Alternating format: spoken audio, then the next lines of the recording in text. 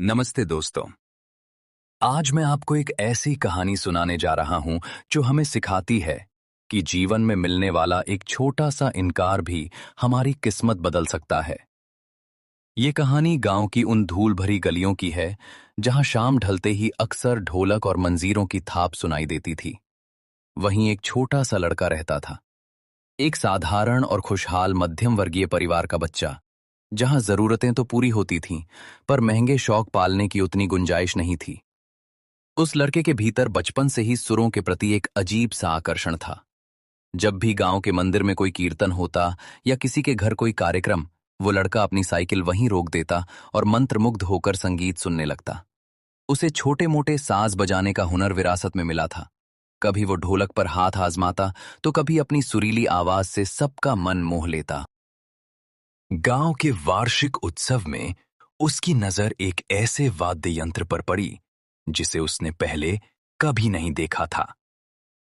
वो साज दिखने में जितना अनोखा था, उससे निकलने वाली धुन उतनी ही जादुई थी। वो बच्चा घंटों वहीं बैठा रहा, टकटकी लगाकर देखता कार की उंगलियां उन तारों पर कैसे थिरक रही हैं। जब कार्यक्रम के बीच में थोड़ा विश्राम हुआ और कलाकार अपनी जगह से उठा, तो बच्चे की उत्सुकता उसे उस सांस के करीब ले गई। उसने बस धीरे से उसे छू कर देखना चाहा, लेकिन तभी पीछे से एक कड़क आवाज आई, ए लड़के, दूर हट इससे। वो वही कलाकार था। उसने झिड़कते हुए कहा, ये कोई खिलौना नहीं है जिसे तुम जैसे बच्चे यूं ही हाथ लगा दें। इसे बजाने के लिए सालों की तपस्या चाहिए। तुम इसे कभी नहीं बजा सकते। जाओ यहां से।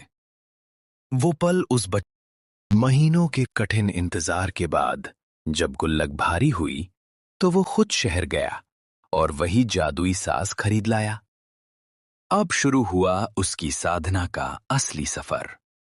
बिना किसी गुरु के, केवल अपनी याददाश्त और लगन के दम पर उसने दिन रात अभ्यास किया। उसकी उंगलियों में दर्द होता, घर वाले टोकते, पर वो रुकता नहीं। धीरे धीरे वो उस साज का ऐसा माहिर बन गया कि जहां भी जाता, लोग उसकी धुन के दीवाने हो जाते।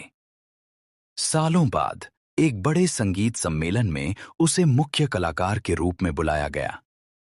इत्तेफाक देखिए, उसी महफिल के अंत में वही पुराना कलाकार भी पहुंचा जो अब बूढ़ा हो चुका था।